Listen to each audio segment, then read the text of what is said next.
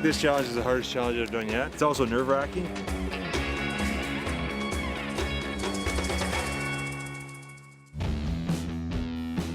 Fellas, today we are one of my favorite places in Canada, the Canadian Rockies. We're here for challenge number 7, photography. To walk you through the details, we have world-renowned nature photographer John Marriott with us. So guys, today's challenge is not only we sending you out there to overnight on your own with a backpack, but we're also making you document it with the camera. You have to go out and capture photos that tell the story of your overnight trip. You're going to be judged on your creativity and your originality, your variety of images, the best selfie, you got to include at least one selfie shot, and finally your best hero shot, your best shot overall. And tomorrow, unfortunately, I'm going to be sending one of you home. So good luck, guys. All right, well, you got your marching orders. We'll see you tomorrow.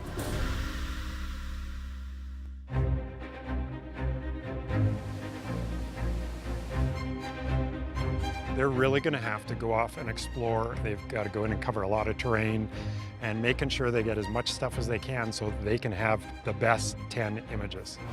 It's tough because you feel like you can take a photo of everything in the Rockies.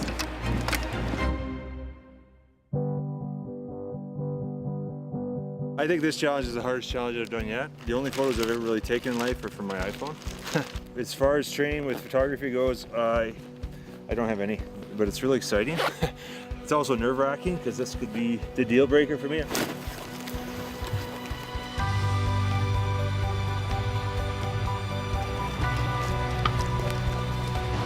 Just checking out the canyon. It's beautiful up here. I move pretty quickly through some terrain, especially when I'm out running. I don't think I stop and enjoy the beauty of it.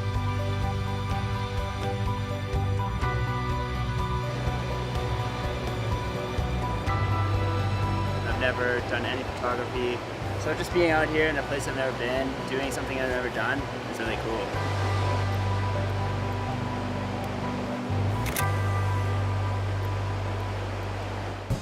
I want to see them in their own shots, you know, this best selfie category that we've created. It's not as easy as just sticking an iPhone in front of your face and taking a good picture.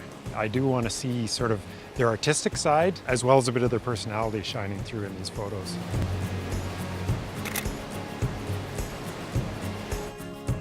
I want them to really look for that good light.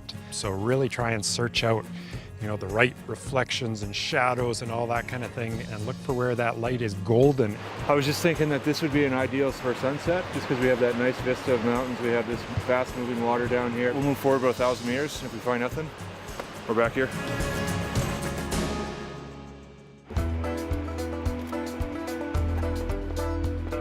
I absolutely love being out here. I think I like photography. I don't know if I like it when there's $25,000 on the line.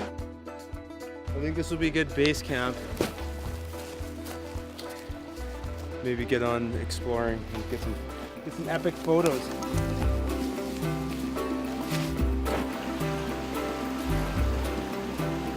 Okay, so what I'm attempting to do is capturing this river with my feet in front of it, and foreground will be this tent.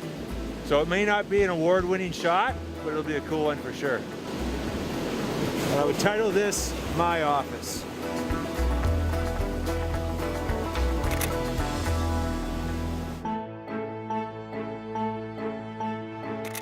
What I see is a bunch of spruce here, and there's a pine tree directly in front of me just sitting there all alone. When you find a scene that you really like, shoot it from all angles. Up, down, over to the side, over to the left, include that rock, don't include that rock. Try it all.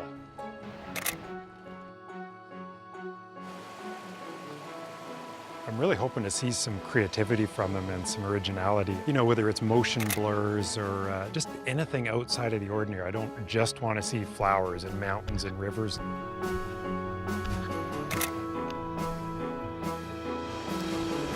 I got an image in my mind and I'm not capturing it the way I want.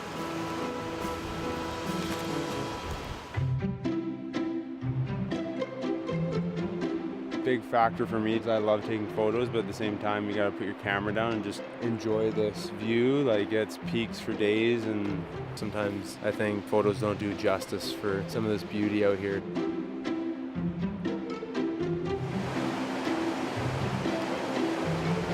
Probably pick up a camera after this and do some of my own photography. In my travels, I should have a proper camera and learn this stuff. The day was productive, I would say. I got a lot of photos. Learning curve is pretty steep, It was probably the hardest challenge. but I'm still pretty confident that I'll pull it off.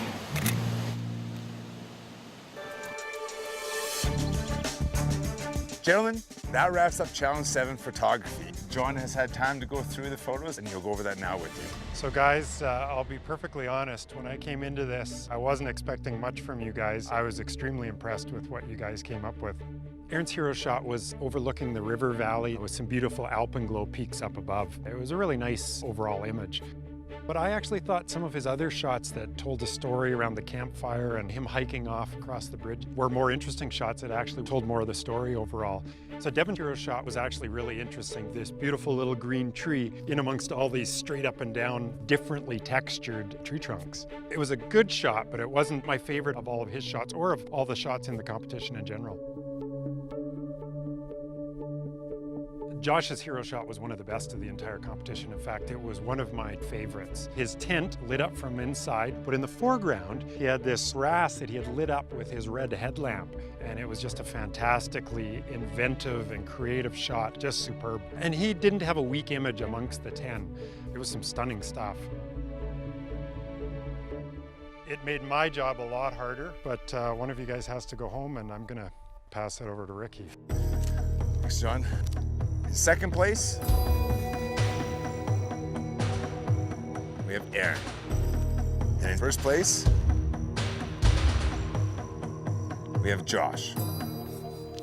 Devin, you made it down to the final 3, and that speaks for itself, but today wasn't your day. I'm happy with all the images that I took, and I am glad that it was those 2 guys I was standing beside.